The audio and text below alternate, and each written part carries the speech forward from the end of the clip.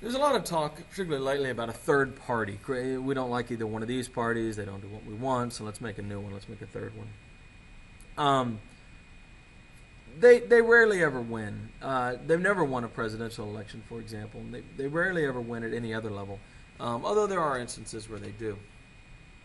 Third parties are important. They are safety valves for popular discontent. Many times, third parties are a way for a group, particularly a group that rallies around a particular issue, to express their unhappiness with the system. And this may be the populist of the 1880s, 1890s, wanting more pro-farmer policies, or it could be the segregationist of the 40s and 50s and 60s, supporting people like Strom Thurmond and George Wallace, who wanted the government to end civil rights movement, for example. So they are important because it gives those people an avenue to bring ideas into government. And they do bring groups and ideas into politics. They may bring voters that were disengaged before, might become engaged in the political process through a third party. And very often, if a third party has any success at all, those ideas will be picked up by one of the two major parties. This is what happens with the populist, for example. You can look at them and you say, oh, they never won any elections, they were failures. But that's a simplistic way to view things. The reality is that most of what they were pushing for was adopted later and translated into policy, or at least run on as a platform by the Democrats. The two-party system essentially makes third parties, honestly, in a lot of ways, foolish. And this is because the winner of the election is the person who gets the majority of the votes. Well, what that means is that if part of the Democratic or Republican coalition breaks off and creates a third party, what they are doing then is guaranteeing that the party they like less wins the election. So, for example, in the 2010 elections, really, a group of Republicans broke off. They were more conservative than the rest of the Republican Party, and they began calling themselves the Tea Party. Now, in most elections, these people simply voted for the Republicans. And these people were unhappy with the Republicans, who they felt were not conservative enough. But, of course, they really hated the Democrats. And in some scenarios, what we saw was the Tea Party run its own candidate. And so what you would have is a ballot that had the Tea Party, the Republicans, and a Democrat on the ticket. Well, what that did was split the vote on the right, split the conservative vote between the Republican and the Tea Party, and allowed Democrats to win in places that traditionally they weren't able to win. And this is why third parties don't gain a lot of traction, because what they really do is usually guarantee your side's going to lose. Another great example of this is the 1860 presidential election, where the Democrats split into three groups. And, of course, the Republicans ran Abraham Lincoln. Well, every Republican voted for Lincoln. The Democrats split their vote three ways.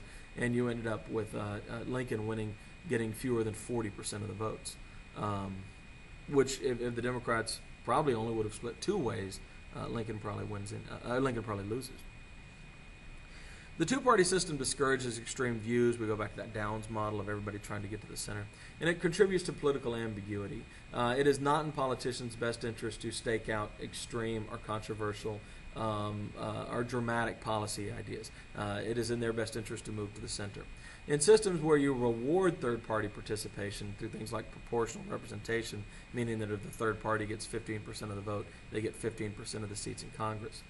You have a much greater variety of political opinion expressed in the electoral process than here in America, where you really have two opinions, and both of them are typically arguing for that middle-of-the-road mainstream vote.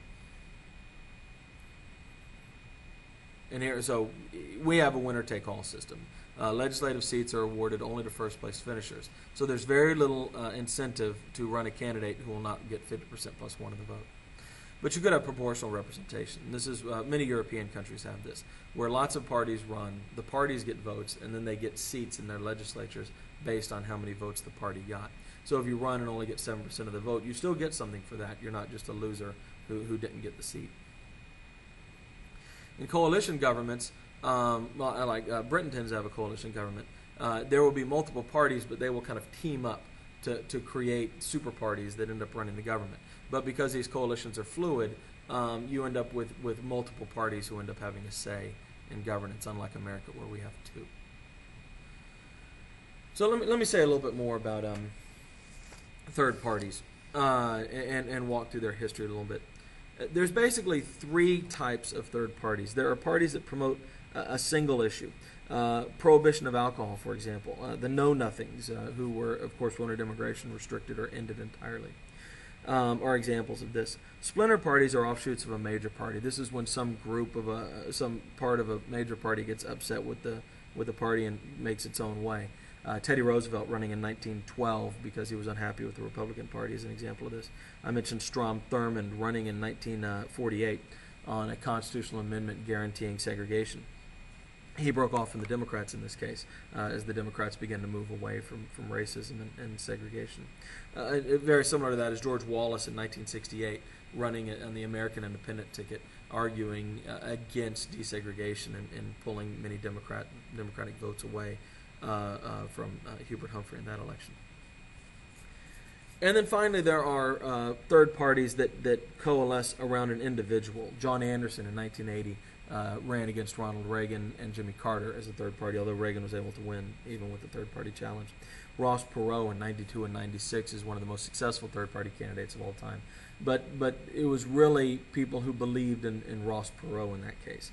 It wasn't so much an individual issue. So third parties basically end up having two significant impacts.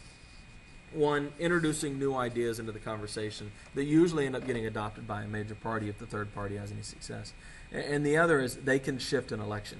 So, for example, in the 2000 election, a third party candidate named Ralph Nader ran.